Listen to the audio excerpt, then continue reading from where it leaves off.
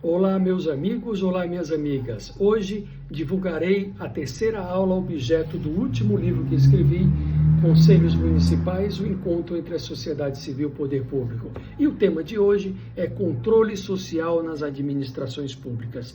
Afinal, o que significa esse controle social realizado através dos conselhos municipais?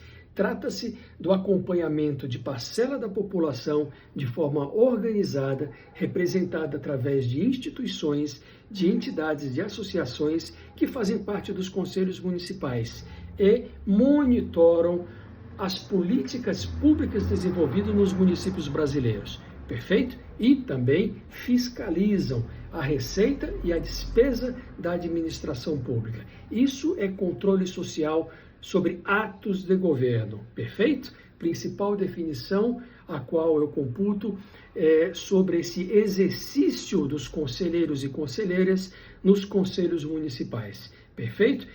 O controle social, ele só gera atos positivos, como, por exemplo, a transparência na administração pública. Quando há transparência dos atos da administração pública, isso gera uma maior consistência das políticas públicas, pois ela está sendo monitorada pela parte que mais interessa, que é o usuário do serviço público, que é o cidadão, que é o munícipe, o interessado em ter a contrapartida de seus impostos em forma de prestação pública eficiente e eficaz. E para isso, nada melhor do que a população ter acesso a esse controle, perfeito? A este monitoramento, que é uma via de duas mãos. Por quê? Porque ao mesmo tempo que a sociedade participa no critério de fiscalização, ela também contribui com ideias, com sugestões de políticas públicas. Isso é muito importante, tá? Pois contribuindo com as suas sugestões, nada melhor do que a administração pública ouvir os reais anseios da população. Para ouvir esses reais anseios, tem que ouvir diretamente a participação popular no governo. Isto é controle social, é perfazer um dos exercícios da cidadania de tal forma em que nós tenhamos esse comprometimento da administração pública em ouvir o cidadão, ouvir o usuário do serviço público de forma organizada. Controlar governo é importante, pois isso gera prevenção a atos de corrupção. Perfeito? Isso gera transparência na administração pública, isso gera uma legitimidade dos atos de governo. Então, nada mais do que saudável, nada mais do que propositivo a atuação da sociedade civil organizada nos conselhos municipais, monitorando os diversos setores da administração pública, seja na saúde, na segurança, na educação, na assistência e inclusão social, em todos os demais eixos das políticas públicas.